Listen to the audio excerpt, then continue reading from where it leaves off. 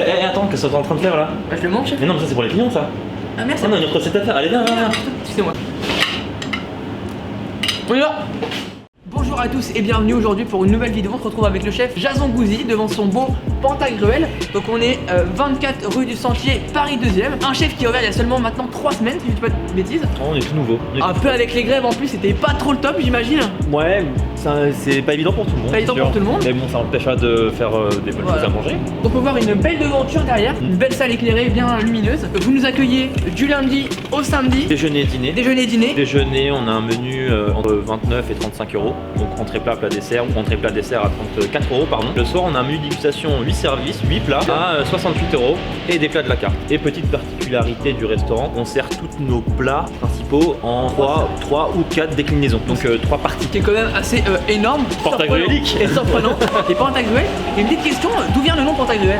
Fable de Rabelais, le personnage, ça concorde bien avec l'esprit du lieu, j'espère. T'invite à le découvrir en venant manger. Bah c'est parfait, bah écoutez, on va aller directement dans les cuisines avec le chef. C'est parti. Vous proposez 2 recettes, donc on vous dit pas lesquelles en tout cas, ça s'annonce très gourmand. Alors chef, pour cette recette, moi j'ai mis mon tablier, donc je suis chaud bouillant pour cette recette. Donc qu'est-ce qu'on a? On va faire une recette végétarienne. 2 recettes végétariennes. 2 recettes, on les gars. Ouais, 2 recettes végétariennes Ok. parce que les légumes c'est bon. On va faire un céleri en croûte de sel. D'accord. Et c'est vachement sympa qu'on peut partager. Ok. Des petites recettes végétariennes donc on peut partager avec ses En famille, le samedi après-midi, Ouais. le samedi soir. Exactement, Voilà. c'est ça. Ou qu'on peut accompagner aussi, on peut accompagner une viande avec sa recette végétarienne Tout à fait. C'est végétarienne que pour ceux qui le veulent quoi. Exactement, Voilà. c'est ça. Pour ce faire, on va avoir besoin donc de farine évidemment, parce que c'est un céleri en croûte de sel, on va faire une croûte. D'accord. Une croûte de farine, de beurre, de sel. Décliner un peu le céleri parce qu'on va récupérer. En fait, il nous faut 2 céleris. D'accord. Un céleri, on va travailler autour du céleri. D'accord. Et le céleri qu'on va manger naturel dans Ok. la croûte de sel. Donc on a pris 2 recettes pour vous, on a pris des recettes assez faciles à faire, à réaliser, et on a pris surtout un temps de cuisson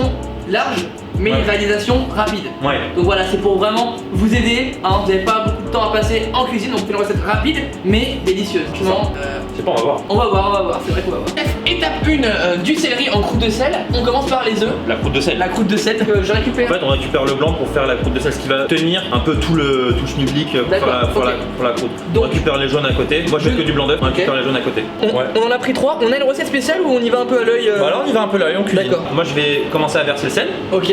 On va lancer un peu de sel. Même On met de la panier. farine. On met la farine. On va Ok. épaissir tout de suite.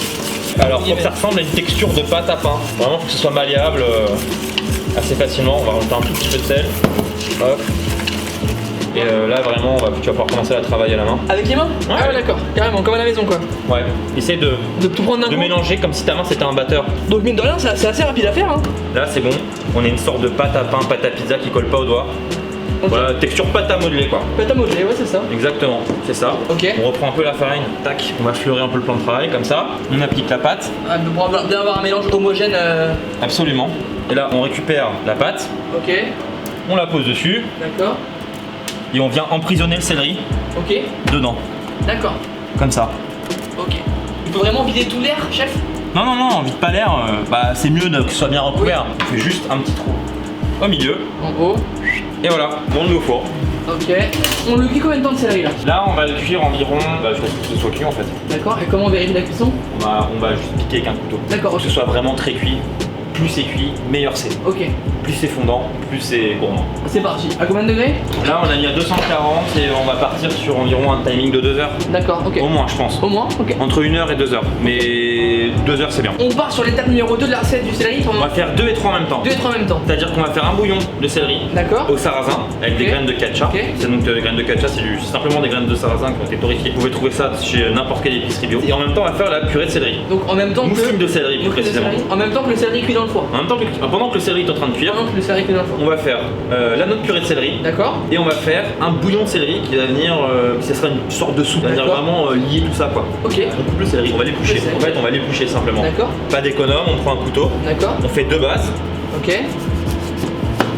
Une fois que les bases sont faites, ça ce sont les épluchures. Ok. On commence déjà à les tailler. Donc, C'est ce qui va nous servir pour faire notre bouillon. ok. Donc là on a 2 casseroles, hop, bouillon épluchure pour faire le bouillon. Tac. Donc on précise qu'on a bien préalablement lavé le céleri. Absolument. Voilà. Ça on l'a pas Absolument. montré mais. Ah, ça on l'avait, absolument. On va venir, hop, éplucher le céleri comme ça. D'accord. Donc En personne suivant. ne passe à l'économe quoi. Comment? Que personne ne passe à l'économe quoi. Non. c'est un peu compliqué. Bon là on a un couteau qui coupe, même avec un couteau qui coupe pas, si la faveur elle est pas droite, franchement c'est... Ouais, c'est pas très grave. On s'en fout. C'est pour une purée quoi. Bon, c'est pour une purée quoi. Là, donc là on a notre céleri épluché, on récupère les épluchures, on met juste hop, un coup de couteau au milieu, on balance dedans, dans la casserole et là direct on la met en cuisson. On balance du beurre, la gourmandise, les graines. Ok. Nous on va l'émulsionner ce bouillon. Ok. Donc on rajoute encore un peu de beurre. Alors beurre salé aussi ça le fait. Un peu de graines de catcha, on va rajouter un peu de thym. Donc on fait quoi? C'est un bouillon assez corsé ou assez doux? Corsé. Corsé, là on va le rôtir avec le beurre, il va y avoir quand même une coloration. D'accord. Voilà, le beurre qui va devenir noisette, les graines de catcha qui vont encore plus s'imbiber du beurre, qui vont développer en saveur. Un peu torréfié, mais qui vont plus se torréfier parce qu'elles sont déjà torréfiées, donc là elles vont plus se torréfier. Okay. On a le céleri qui va commencer à colorer et qui va vraiment rôtir quoi. On part sur un feu moyen? Ouais, 3 c'est bien. 3 sur une induction de maison, c'est la même chose. On n'hésite pas à le laisser vraiment gentiment, tout doucement colorer. Et donc là on va avoir combien de temps à faire ce bouillon? Voilà, on laisse colorer, jusqu'à qu'il soit coloré, après on va le mouiller, on va le laisser, on va faire une ébullition, on va le couvrir, on laisse un quart d'heure, on retire les parures et après on a notre bouillon soupe. Purée de céleri en deux. Donc là, on n'a pas trop de taillage spécial là, vraiment c'est une purée. En fait, ce qu'il y a dans les purées, plus on les taille fin, plus ça va vite. D'accord. Plus c'est rapide à cuire. Ok. Plus le taillage il est régulier, plus toute la purée va être homogène. D'accord. On va le mixer après. Les lamelles elles sont rentrées comme ça. On la purée, ça va beaucoup plus vite à cuire. Alors, on va avoir notre crème liquide. Par contre, ce qu'on va faire avant, c'est le faire cuire légèrement pour sortir l'eau de végétation. Un peu de sel. Ok. Ça, c'est en train de cuire. Là, on attaque cette purée. Ok. En même temps, j'ai un petit coup d'œil, tout se passe bien là-dedans. Tu diffuses toujours? Touche d'huile. On va juste faire cracher le suie de légumes. D'accord. Toujours. Là, ça c'est bien pour la purée. Ouais, c'est pour la purée. Donc, commencer à suer.